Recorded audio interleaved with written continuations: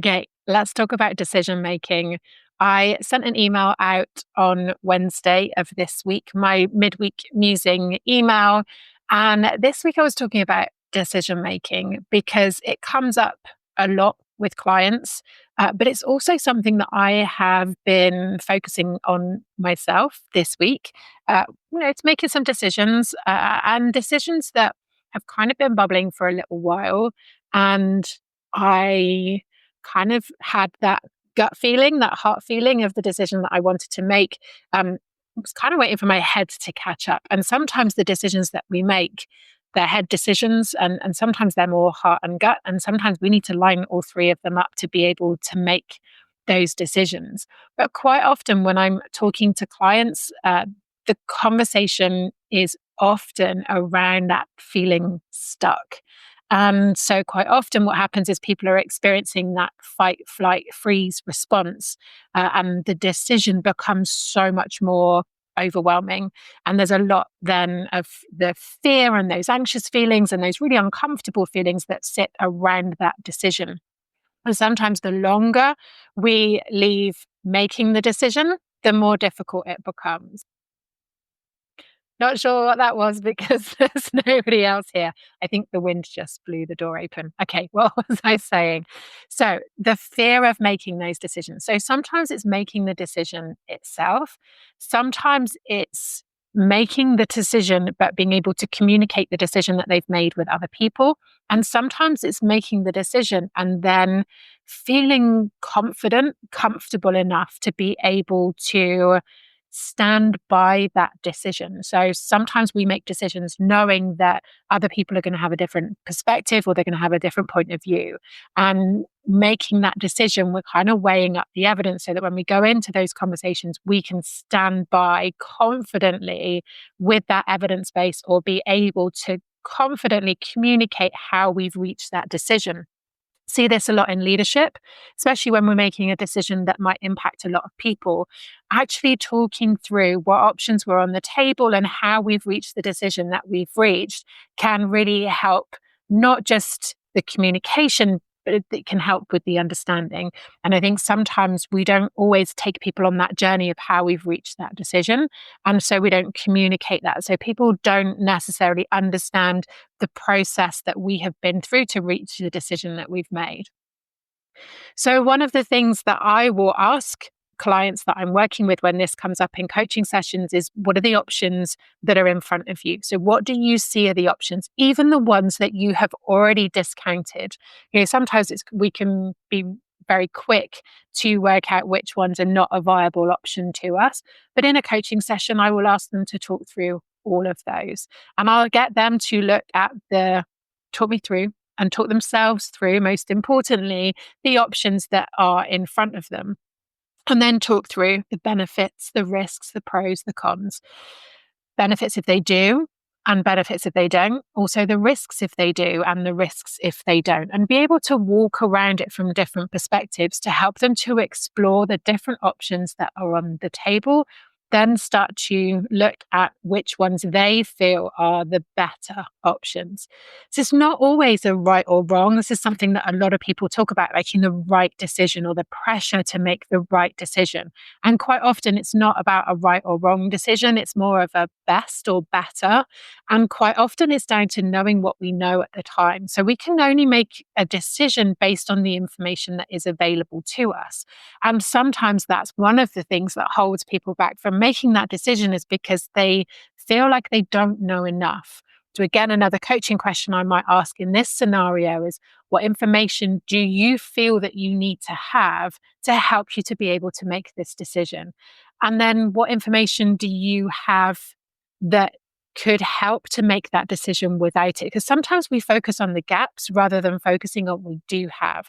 So I think it's really important to look at what information we feel we need, but also then to look at what information we actually have to see whether or not we've got enough information there to start to move us forward. Because it's that stuck feeling that feels very much like the fight, flight, and freeze that brings in that anxiety. And the anticipation anxiety is always much bigger than when we are in it. So if we're hovering on the sidelines, not making that decision, we're going to feel that anticipation anxiety because our brain isn't able to work out what we're trying to do or what we're trying to work through. Whereas when we take action and when we step into it, then our brain goes into that different phase and the anxiety often settles down a little bit. So take away the right or wrong. Change your language from making the right decision to making the best decision. It's not necessarily about making a wrong decision. And as I often say, and you may well have heard me say before, very few decisions in this life are permanent. Often we can make a decision, and then when more information comes through to us, we can reassess and we can look at the decision that we've made.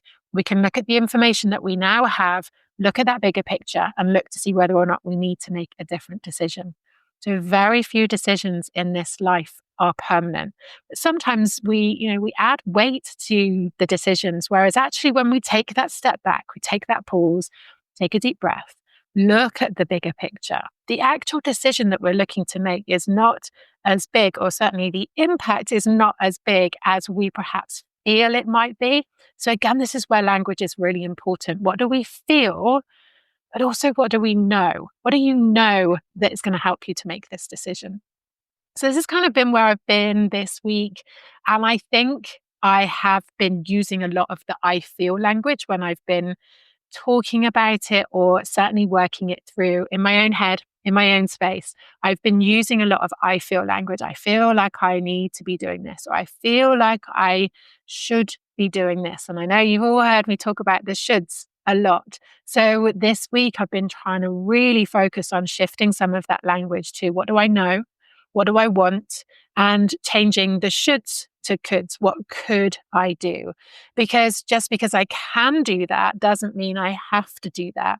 And this was something that came up with a client in a recent session as well, and picked up on that language of, I feel like I should want to do it. So I said, do you want to do it? Because you're feeling like you should want to do it. But do you actually want to do it? And we go into life, especially when we've got lots of tools in the toolkit, often we end up doing things not necessarily because we want to, not necessarily because it aligns with the path that we're on, but we end up doing it because we can, or because somebody else has suggested it to us. So it's really important, if we're going to live in alignment with what's important to us, that we are working on what we are choosing to do and making sure that it's our choice in the process. So if you're on the mailing list, or if you've been watching the goals updates, you'll see that I've had lots of decisions to make over the last 12 months. And I think sometimes it feels like we're making more decisions than perhaps we normally do. And I don't know that it actually is. I think it just feels like they're decisions that have needed a little bit more reflection, maybe. And that's why I'm more aware of the amount of decisions, because I make decisions in business all the time. I make decisions, as an adult all the time. There's always decisions that need to be made. It's just, I think sometimes, trying to line up the head, the heart, and the gut, and trying to get them all to reach the same decision. Sometimes that's the ideal. That doesn't always happen, but I think, lining it up with what is in, what are my values? What do I feel is important? What journey am I on? What do I want to do? Has kind of weighed into it quite a bit.